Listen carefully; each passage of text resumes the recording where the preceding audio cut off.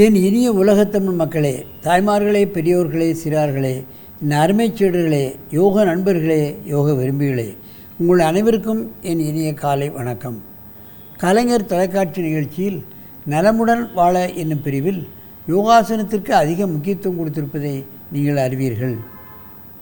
அதிகாலை வேளையில் இந்த நிகழ்ச்சி நடைபெறுகிறது.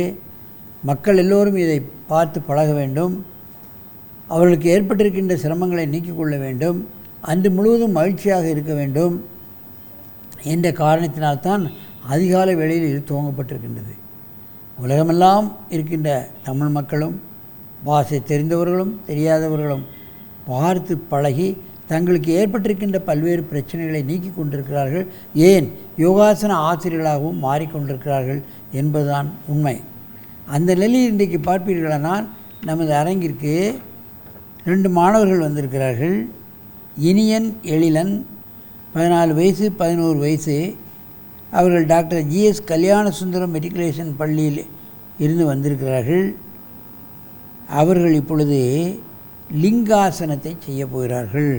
அதன் ஆசிரியர் முருகேசன் எம்ஏ யோகா படித்து 12 வருட அனுபவத்தை இந்த குழந்தைகளுக்கு அற்புதமாக கற்றுத்தந்திருக்கிறார்கள். நாம் இப்பொழுது பார்க்கலாம். என் அருமை மாணவமணிகளே, நீங்கள் லிங்காசனம் செய்யுங்கள், பார்க்கலாம். மெதுவாக செய்ய வேண்டும், அவசரப்படக்கூடாது. அப்படியே படுங்க.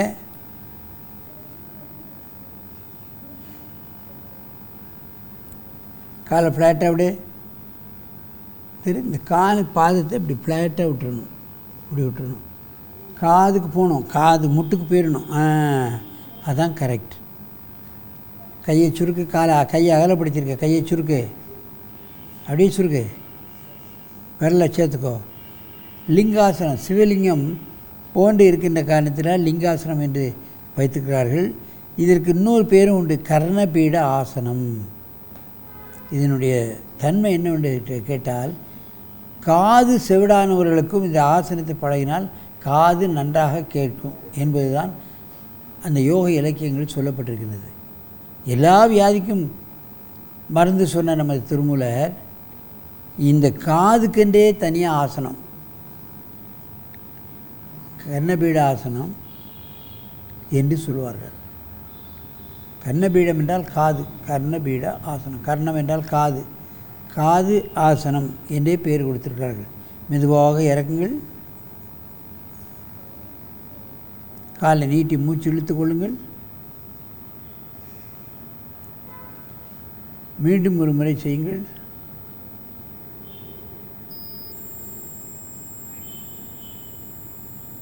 காலை ஃப்ளாட்டாக விடு. முழுமையாக செய்கிறார்கள். முட்டு தரையில் விழாது. அந்த ஃப்ளெக்சிபிலிட்டி இருந்தால் தான் தொடும். மெதுவாக இறக்குங்கள். மூச்சை நல்லாக இழுத்து கொள்ளுங்கள். அப்படியே எழுந்து உட்காருங்க. பாரு, அப்படியே டேர்ன் பண்ணி தலை எங்கே வச்சு அங்கே கால் நீட்டு. காலை ஃப்ளாட்டாக விடு. காலை ஃப்ளாட்டாக விடணும். பாதத்தை சிவலிங்க ஆசனம். சிவலிங்கம் போன்ற ஒரு அந்த ஷேப் இருக்கின்ற காரணத்தினால் சிவலிங்க ஆசனம் என்று வைத்திருக்கிறார்கள். வயிறு சம்பந்தப்பட்ட பிரச்சனைகளோடு காதுக்கு தான் முக்கியத்துவம் கொடுக்கப்பட்டிருக்கிறது. கர்ணபீட ஆசனம், காது ஆசனம் என்று சொல்லுகிறார்கள். மெதுவாக இறக்குங்கள். நீண்ட மூச்சு வாங்கிக் கொள்ளுங்கள்.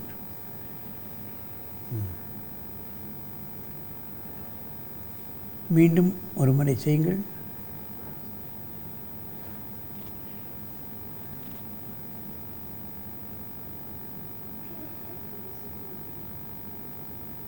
கர்ணபீட ஆசனம்.